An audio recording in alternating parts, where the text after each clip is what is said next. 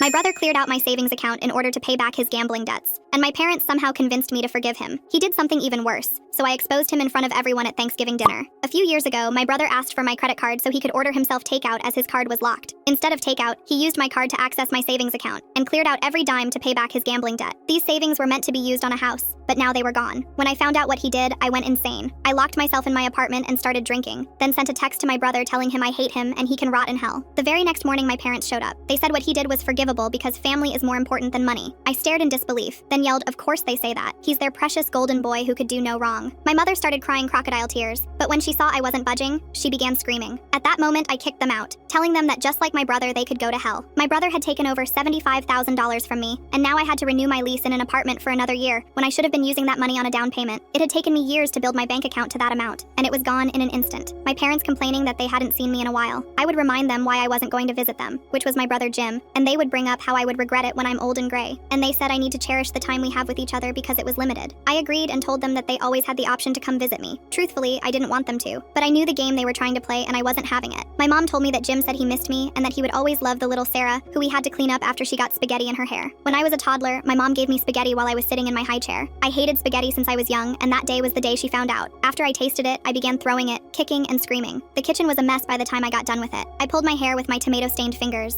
I was too young to remember, but mom would always tell me this story, and it was always funny to me. That was when Jim came to the rescue. He took me out of the high chair and held me. He cleaned me up and helped mom clean the kitchen. He was roughly 12 at this point. Hearing my mom tell me that story again made me cherish our family a little bit more. In a moment of utter weakness, I decided that I would give Jim another chance, but with more boundaries set this time. Forgiving him took time. As the days turned into weeks, it still pained me to think about him or see his face, because I was reminded of the progress that I had made for my first house was out of the window. I tried my best to be cordial with him, and my parents seemed to like the improvements in our relationship. They invited me more often for family dinners, game nights, and movie nights in an attempt to get our relationship back to what it was before, but the thought still stung. After a few months of rebuilding my trust in Jim again, I felt like I could laugh a little more and be myself again around him. I didn't have to guard my purse as much anymore, and soon we would hang out by ourselves and go on brother-sister outings. One of our favorite things to do together was ziplining. There was this ziplining place near my parents' house where we would go a lot as teenagers. The zipline started from the top of a cliff, sort of in the woods, and would drop you off into the lake. It was so high up, and I never got used to the drop, but it was fun going there with Jim again. When we returned home from our little adventure, we went to a fast food place back in the city because we were starving. As we pulled into the drive-thru to pay, I noticed that my main credit card was missing. This was my everyday credit card. I wondered if it could have fallen out of my pocket at the ziplining place. Jim asked me if everything was okay, and I told him that my credit card was missing. He said it was no worries and offered to pay for our food with his.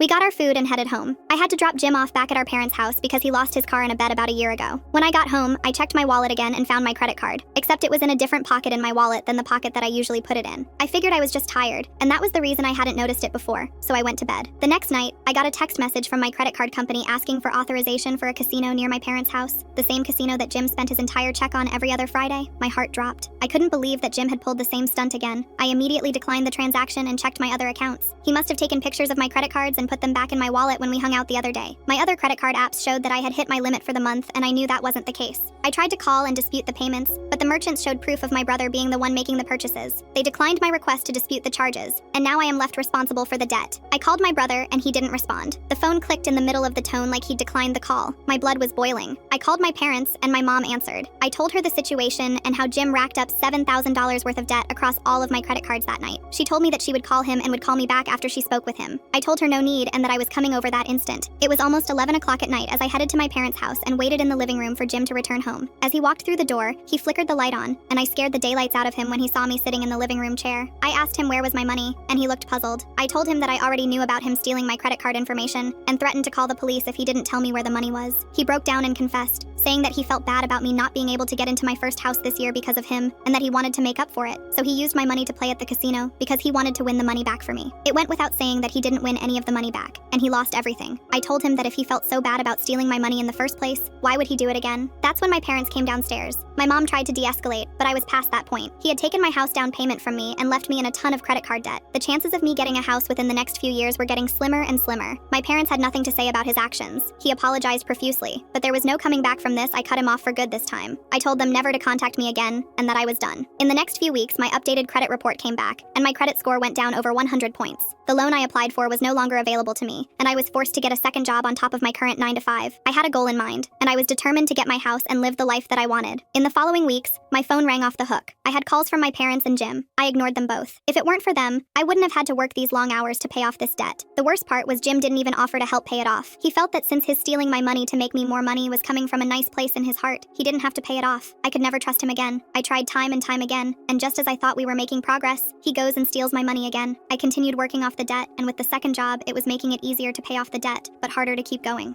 I would come home exhausted from my second job, get 4 hours of sleep, and wake up to get ready for my first job at 6 a.m. This repeated cycle declined my mental health, and just as I got to a semi-comfortable spot in saving money, I quit my second job and cut back on my expenses as best I could. It was October and the decorations were out on people's lawns, and my parents called me for the 4th time that week. I picked up on the 4th call and they were relieved to hear my voice. They told me how much they missed seeing me and talked about when I was a kid Halloween was my favorite holiday. We would cut pumpkins as a family and watch Disney specials. Dad would put up the decorations in the yard, and we'd enjoy ghost-shaped cookies with our hot cocoa. She told me she really wanted to see me since it had been so long, and I told her that the only way I'd see her was if they came over. She agreed. The following week, my mom and dad came over, and we talked to one another without addressing the elephant in the room. After a while, my mom told me that she would love for me to come to Thanksgiving with them since they were hosting it at their house this year. I told her that I didn't want to. She promised that there would be no drama, and that it would just be a family gathering like it always was. I thought about it and wondered if I could see Jim again without wanting to punch his face in. I refused. That was when my dad chimed in and said that he would love for me to come and practically begged me to forgive Jim. My dad never asked for anything more than once, and I knew this was really serious for him. Against my better judgment, I agreed that I would forgive Jim and attend Thanksgiving at their house this year. They jumped up and kissed and hugged me. They assured me that he would never do anything like that again, and that I was safe from any of his shenanigans. I wouldn't let Jim off the hook so easily, but I would attend Thanksgiving dinner with the family since it made mom and dad happy. In the weeks that led to Thanksgiving, I felt alone in my family. I saw them on social media going out to eat and posting about their game nights,